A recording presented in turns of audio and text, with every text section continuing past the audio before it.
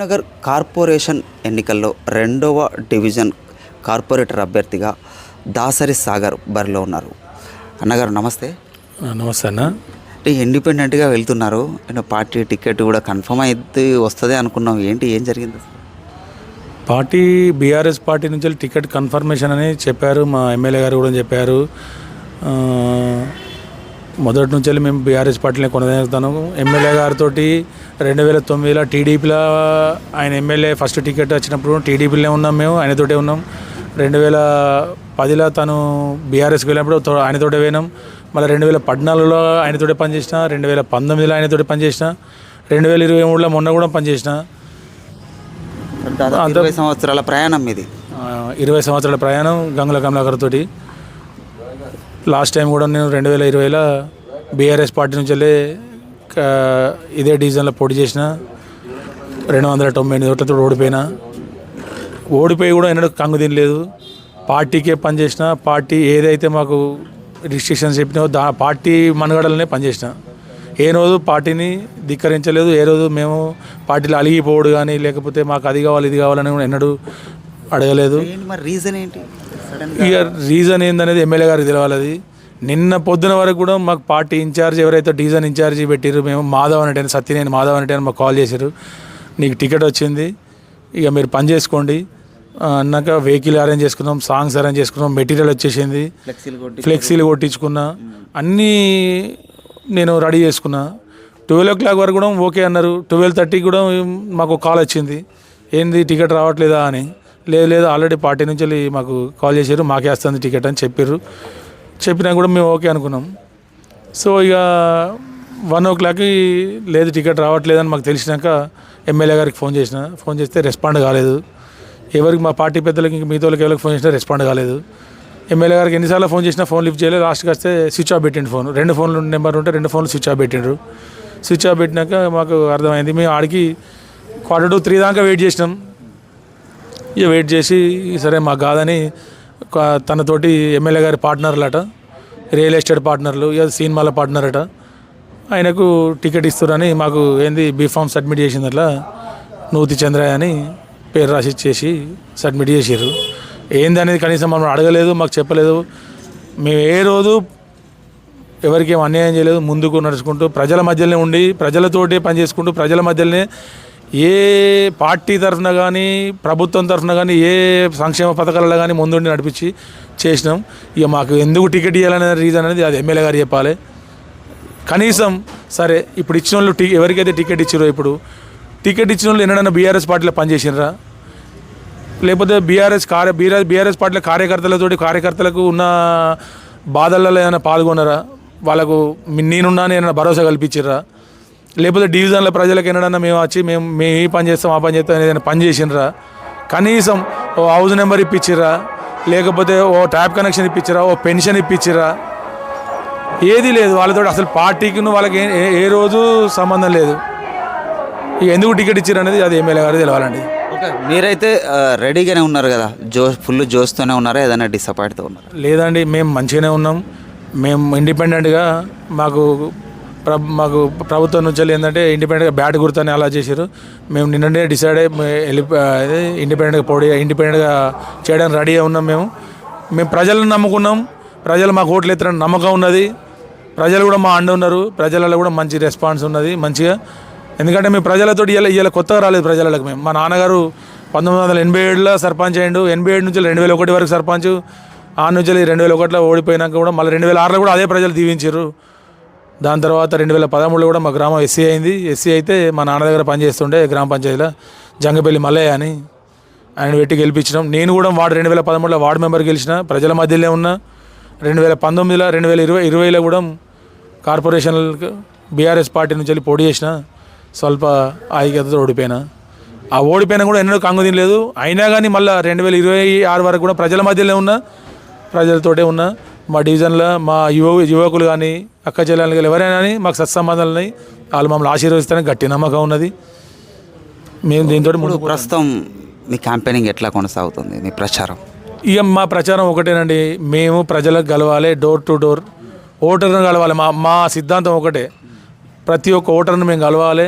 ఓటర్కు మీకు కావాల్సిన ఏవైతే ఉన్నాయో మేము చేస్తామని హామీ ఇస్తాం. మమ్మల్ని నమ్ముతారు, తప్పకుండా నమ్ముతారు. ఎందుకంటే ఇంతకుముందు కూడా మేము చేసినాం కాబట్టి అది మాకు పూర్తి లాస్ట్ టైం మీరు కొంత స్వల్ప ఓట్లతో ఓటమి చవి చేశారు. ఆ సానుభూతి ఓట్లు ఏమి కూడా కవర్ అయ్యే అవకాశాలు ఉన్నాయంట. ఇక సానుభూతి అంటే ప్రజలు అనేటోళ్ళు మా అండర్ ఉన్నారు. ప్రజలు తప్పకుండా మమ్మల్ని ఆశీర్వదిస్తారని గట్టి నమ్మకం ఉన్నది. ఎందుకంటే మేము ప్రజల మధ్యలో ఉండేటోళ్ళం. ఏదో ఇవాళ కార్పొరేటర్ వ్యవస్థ లెక్క ఇవాళ ఎవరైతే బీఆర్ఎస్ టికెట్ కోసం బీఆర్ఎస్ టికెట్ తీసుకొని ప్రజల దగ్గరికి వస్తారో వాళ్ళు రియల్ ఎస్టేట్ వ్యాపారులు, సినిమా ఇండస్ట్రీలో సినిమా లిస్ట్ వాళ్ళు, ప్రజలతో సంబంధం లేని మనుషులు వాళ్ళు. ఇక టికెట్ ఎట్టిచ్చారనేది అది ఎమ్మెల్యే గారు చెప్పాలి. అది ఏ విధంగా కొనుక్కోపోయారు వాళ్ళు అనేది 10 కోట్లకు అమ్ముడు వేరు అనేది ప్రజలలో కూడా ఉన్నది. అది ప్రతి డివిజన్లో నడుస్తుంది. బీఆర్ఎస్ కార్యకర్తలు కూడా ఒకటే చెప్తున్నా, నేను 20 ఏళ్ళు గంగల కమలాకర్తో పనిచేసిన అండి. ఈరోజు నాకే అన్యాయం జరిగింది, ఎవరికి కూడా న్యాయం జరగదు. మీరు కూడా ఈ వ్యవస్థ ప్రతి డివిజన్లో ఉన్నదండి. నా ఒక్క డివిజన్లో ప్రతి వ్యవస్థ ప్రతి 66 డివిజన్లో ప్రతి డివిజన్లో ఉన్నది. ఎవరినో ఒకరు తీసుకొస్తారు, పెడతారు, చేస్తారు, తీరా టైం అయినా గొంతుకు వస్తారు. ఇక మా బీఆర్ఎస్ నుంచి వెళ్ళి Karimnagar incharge town incharge Harishankar garu ఉన్నారు. ఆయనకి ఏమనుకుంటాను మేయర్ అభ్యర్థి అని ఆయనకి చెప్పారు అక్కడ పోయి. ఇప్పుడు వీళ్ళని పట్టుకొచ్చి మేయర్ అభ్యర్థి అన్నారు. మా బోనాల శ్రీకాంత్ ఉన్నాడు, ఆయన మేయర్ అభ్యర్థి అన్నారు. సరే, పార్టీకి ఏ ఇన్స్ట్రక్షన్స్ ఇచ్చినా అని హరిశంకర్ గారు కానీ లేకపోతే ఇంకెవరైనా కానీ మేమైతే హరిశంకర్ గారు అనుకున్నాం. తీరా టైం కష్టాలకు ఇంకొకరు ప్రతిపాదిస్తారు. ఎందుకు ప్రతిపాదిస్తారు ఏందనేది అర్థం కావట్లేదు. అది ఎమ్మెల్యే గారు చెప్పాలి. అది లాస్ట్ టైం డివిజన్కి ఎలాంటి నిధులు ఎన్ని వచ్చినాయి, సో అభివృద్ధి ఎట్లా జరిగింది, వాటి గురించి ఏమైనా మాట్లాడతారా? ఇక డివిజన్ అభ్యర్థి అంటే నేను లాస్ట్ టైం కార్పొరేటర్ని కాదు.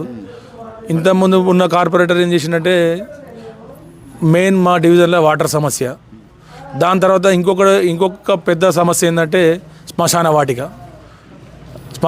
ఈ రోజు వరకు మా దగ్గర ఉన్న ప్రజలకు కానీ చాలా మంది ఊళ్ళకి వెళ్ళి వచ్చి ఎవరో ఒకరు ఎక్కడి నుంచో వచ్చి ఇప్పుడు ఎన్నో ఒకటి సెటిల్ అవుతాం నడుతూ ఉంటుంది. వాళ్ళకి మెయిన్ ప్రధాన సమస్య ఏంటంటే శ్మశాన వాటిక ఒకటి, వాటర్ సమస్య ఒకటి. మేము అదే ముందుకు వెళ్తున్నాం. దాన్ని తప్పకుండా నెరవేరుస్తాం అనేది మేము మా డివిజన్ ప్రజలకి మా తరఫున కంపల్సరీ ఒకటే హామీ ఇస్తున్నాం. మేము తప్పకుండా చేసి పెడతాం. మమ్మల్ని నమ్ముతారని మాకు గట్టి నమ్మకం ఉన్నది.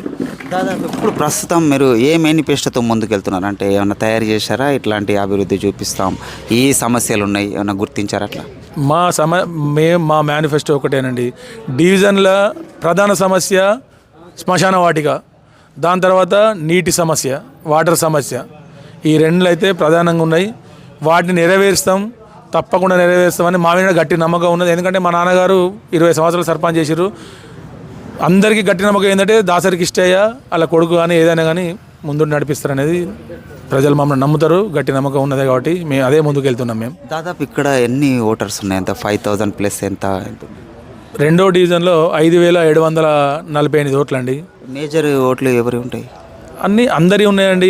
మేజర్ అనేది ఏం లేదు. మా దగ్గర ఎస్సీ కమ్యూనిటీ కానీ, మున్నూరు కాపు కమ్యూనిటీ కానీ, నెక్స్ట్ ఏంది విశ్వబ్రహ్మణులు కానీ, రెడ్డిలు కానీ, ఇంకా మిగతా అంతే. ఈ రెండో డివిజన్లో అందరి కమ్యూనిటీ ఉన్నదండి.